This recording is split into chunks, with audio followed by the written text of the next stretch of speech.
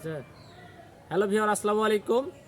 AB agro প্রজেক্টের সুপারি ও লটকনের মিশ্র ফল বাগানের যে 1 নং বাগানটি আমাদের যে বিগ একটা প্রজেক্ট, সেই বাগানের আমাদের এই লটকন গাছগুলো এগুলো 5 বছর বয়সী।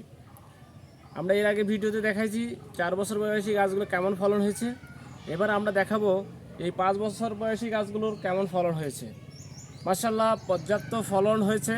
এটা অবশ্যই সৃষ্টিকর্তার শুকরিয়া আদায় করে আপনাদের কাছকে জানাবো, নতুন উদ্যোক্তার জন্য বিশেষ করে আপনারা এরকম বাগান করে কীভাবে লাভবান হতে পারবেন। আমরা কি পরিচর্যা করার ফলে দেখেন আমার মাথার উপরে এই পর্যাপ্ত ফলন কীভাবে গুটিগুলো সেট হয়েছে, ফুল থেকে গুটিগুলো সেট হয়েছে। মাশাআল্লাহ, আশা করা যায় এগুলো ফলে পরিণত হবে।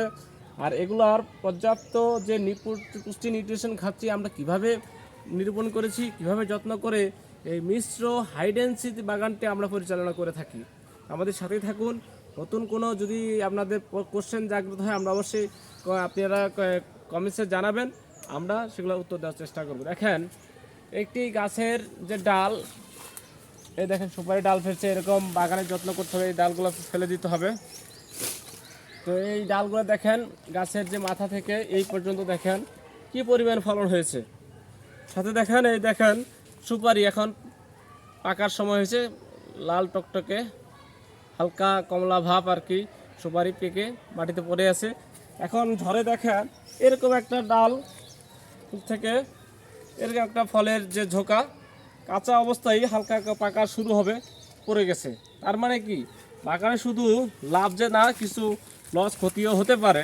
তো এটা মেনে নিতে হবে। আমার এই বিশাল এই বাগানটি থেকে লাভ যেরকম সেরকম কিছুটা ক্ষতি ঝড় ইয়াতেও হয়। তা আমরা আরেকটি গাছের কাছে আসলাম, দেখাতে চেষ্টা করব এই গাছের ফলন কেমন। দেখেন কি সুন্দর মগডাল পর্যন্ত যে ফলনগুলো আসছে, এবং গাছের কাণ্ড থেকে লটকন কিন্তু আরেকটা বিষয় জানিয়ে রাখি, এরা কিন্তু গাছের পাতায় হয় না, এটা কাণ্ডে হয়। এই জন্য কাণ্ডে সবসময় ছত্রাকনাশক দিয়ে কাণ্ডটাকে সুরক্ষিত রাখতে হয়। এই গাছটা দেখেন মাটি থেকে 4-8 আঙ্গুল উপর থেকে ফলন আসা শুরু হয়েছে। আর এই পর্যন্ত কলমটা ছিল, কলমের পর থেকেই এর ফলন শুরু হয়ে যায়। আর কলমের গাছগুলো কিন্তু একটা সুরক্ষা, যে এগুলো ম্যাক্সিমামগুলোই মাতৃ গাছ হয়, পুরুষ গাছ হয় না।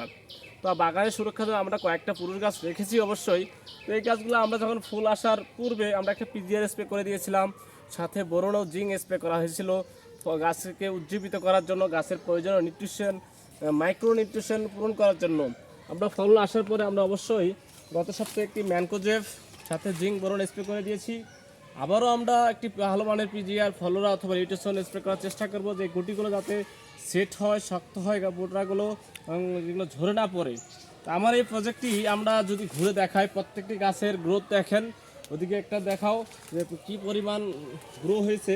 আসলে এরকম স্বল্প সময়ে 5 বছরের গাছগুলো এত ফলন, এতগুলো গাছের এই সুপারির ফলন থেকে শুরু করে লটকনের যে ফলন, এটা আসলে অবিশ্বাস্য হিসেবে দেখা যায়।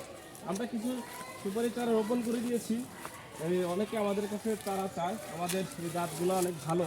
তো এই চারা দেওয়ার জন্য আমরা কিছু করেছি, আমরা নতুন কিছু প্রজেক্ট করব, সেখানেও জন্য কিছু চারা রোপণ করা হয়েছে।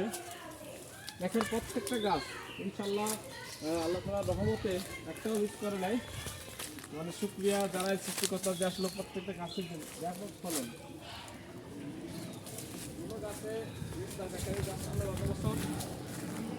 লড়াই এক জায়গা থেকে নিয়ে এসে রোপণ করেছি, বাট সে ফল দিতে মিস করে নাই ভিউয়ার্স।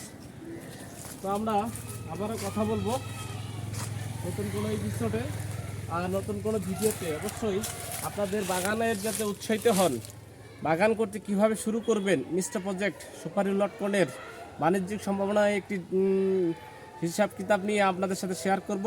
আজকে এ পর্যন্তই, দেখা হবে আবারও।